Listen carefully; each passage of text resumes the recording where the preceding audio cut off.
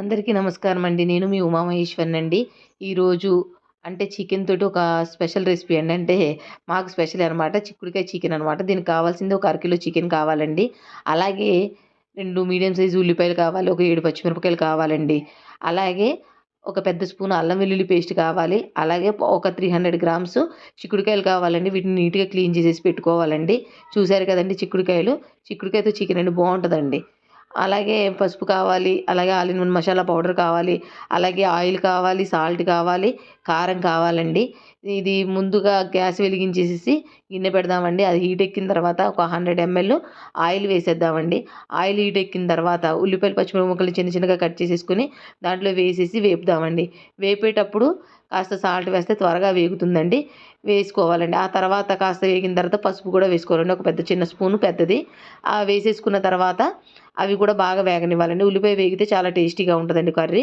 తర్వాత 6 కిలో చికెన్‌ని కూడా వేసేసి వేగనివ్వాలండి. చాలా బాగా వేపాలండి. కాస్త టైం పడతది. వేగనివ్వాలండి. వేగిన తర్వాత నీట్‌గా క్లీన్ చేసి పెట్టుకున్న చిక్కుడుకాయల్ని వేసేద్దామండి. చూసారా కడిగి పెట్టుకున్నాను అంతే. అంతే. అవి వేసేసి వేగనివ్వాలండి. చాలా కొంచెం సేపు వేగనివ్వాలండి. ఒక 10 నిమిషాల పాటు వేగనివ్వాలి.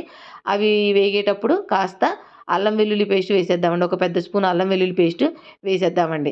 వేసేసి ఒక్కసారి కలిపేసండి మూత పెట్టేద్దామండి. మూత పెట్టేసి ఒక 5 నిమిషాలు ఉడకనిద్దామండి. చూసారా ఆయిల్ పైకొచ్చేసింది. మళ్ళీ ఒక పెద్ద spoon all in one masala powder వేద్దామండి.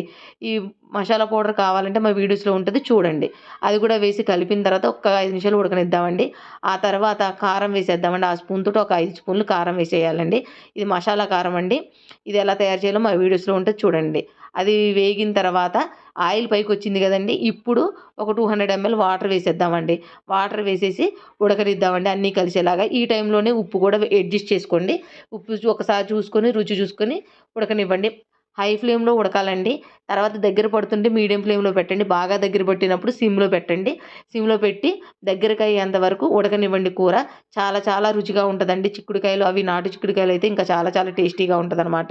మన పాదులు పెట్టుకుంటాం కదండీ! ఆ చిక్కుడుకాయలైతే చాలా రుచిగా ఉంటది.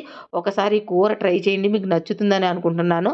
మా వీడియోస్ గనుక మీకు నచ్చితే మా ఛానెల్‌ని సబ్స్క్రైబ్ చేసి, లైక్ చేసి, షేర్ చేయండి. అలాగే మీరు నన్ను ఎన్ని తిట్టుకున్నా ఒక్క చిన్న మాటండి. ఏంటంటే దయచేసి అందరూ వాకింగ్‌కెళ్ళండి. అంటే ఎళ్ళగలిగిన వారు మాత్రమే వాకింగ్‌కి వెళ్ళండి. వాకింగ్ వెళ్ళడం వల్ల మన ఆరోగ్యం చాలా చాలా బావుంటుందండి. ఇది మీరు నన్ను తిట్టుకున్నా నేను చెప్తూనే ఉంటానండి. ఇదండి ఈరోజు చిక్కుడుకాయ చికెన్ అనమాట. మీకు నచ్చుతుందని అనుకుంటున్నానండి.